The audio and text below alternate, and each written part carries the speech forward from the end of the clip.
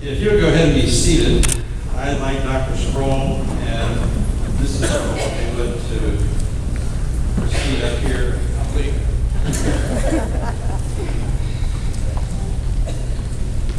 I'd like to take this opportunity, since this is Dr. Sproul's last mission conference as the General Director of IBM, the missionaries of IBM, as well as the church here at Tri-City, wanted to take this opportunity to recognize and to thank Dr. Sproul for the years of faithful service and sacrifice for the cause of Christ.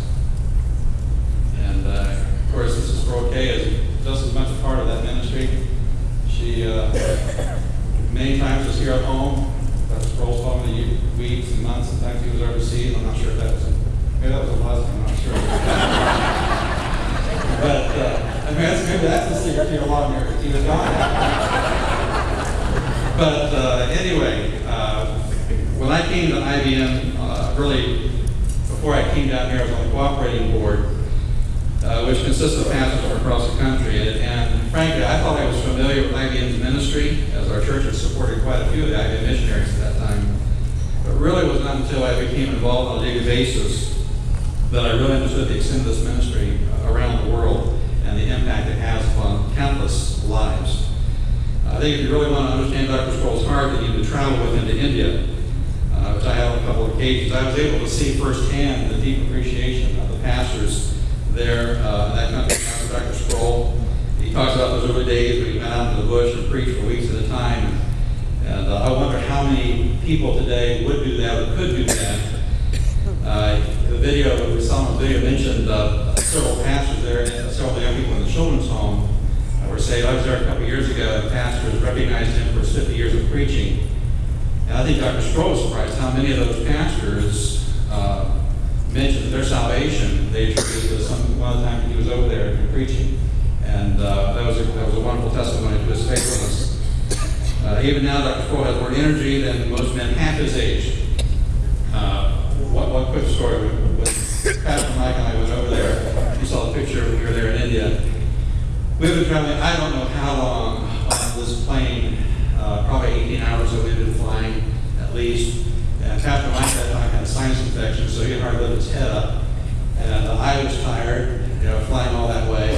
And we went into Mumbai and landed there, and we're getting off the plane, and Pastor Mike and I are walking off the plane, and Pastor Mike says, "Where's Dad?" And we look around, I don't know. Where's Dad? We're all worried. Where's Dad? We look ahead, 100 yards ahead, and there's Dr. Sproul, both arms flying, on a mission to get there. And Pastor Mike turned to me and said, I hope I have half his energy when I reach his age. So God has given him a great ministry and used him in a great way. I want to express my thanks for the trust that Dr. Sproul has placed in me to lead IBM in the years ahead. IBM was born in his heart and mind, and having two daughters who are married, I know a little bit about how it feels to give away a baby. And appreciate the fact that he's treated me much kinder than I treated my future son-in-laws. No threats or anything. So on behalf of our IBM missionaries, our church family, I'd like to present several items to you this morning. And also I'd like to say we look forward to his counsel and advice in the years ahead. His title is going to be Senior Consultant. Abbreviation is Senior Con. So make of that what you will. But I'd like to present several items this morning. First of all, I'd like to give you a plaque which reads to the David Sproul recognition and gratitude for 30 years of faithful service at National Baptist Mission, September 9, 2010. And then, last I'd like to give Mrs. Sproul flowers and appreciation for her faithfulness.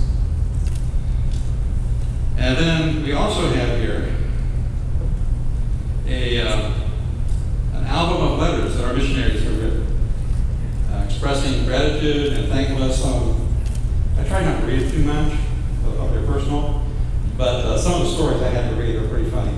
And so I think you'll appreciate that. Also, also, this was at the suggestion of our missionaries, they want to do something more than just write a letter, and so asked if they could give something. So with money that our missionaries have sent, we have, first of all, given you a gift certificate of one of your favorite restaurants. I'm told it's your favorite restaurant, and it's not McDonald's. We figured we had to do that for Mrs. Sproul, just, you know. And then also there's a financial gift in here for you as well. And we appreciate your faithfulness and look forward to many years of faithfulness.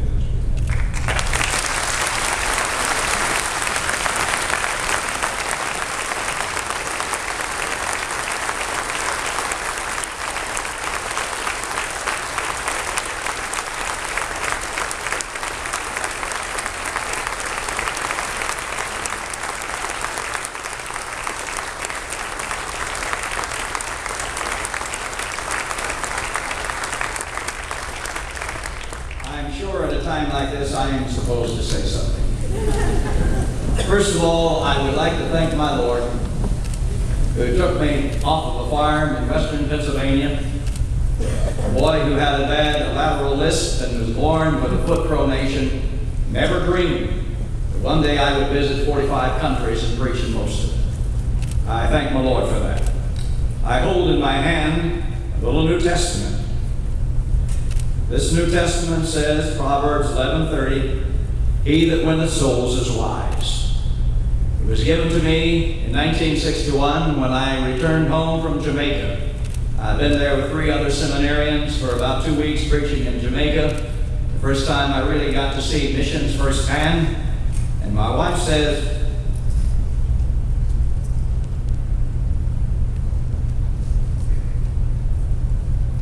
"Welcome home, David."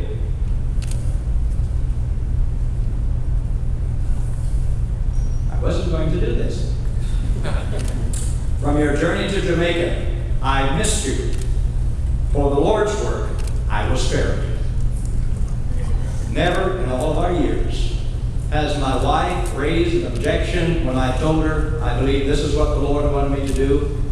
Or when I was out in evangelism for years, oftentimes when she wasn't with me, or when I've been overseas and called home, my wife would always say, "Everything's okay."